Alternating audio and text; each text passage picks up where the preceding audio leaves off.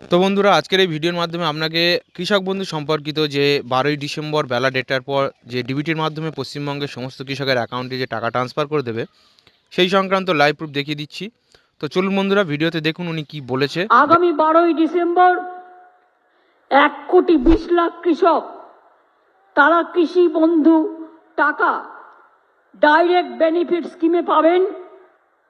In Alipurduar 90,000 মোর দেন কৃষক আপনাদের খরিফ মরশুমের টাকা 12ই ডিসেম্বর আপনাদের পৌঁছে যাবে ডাইরেক্ট আপনাদের ব্যাংকে।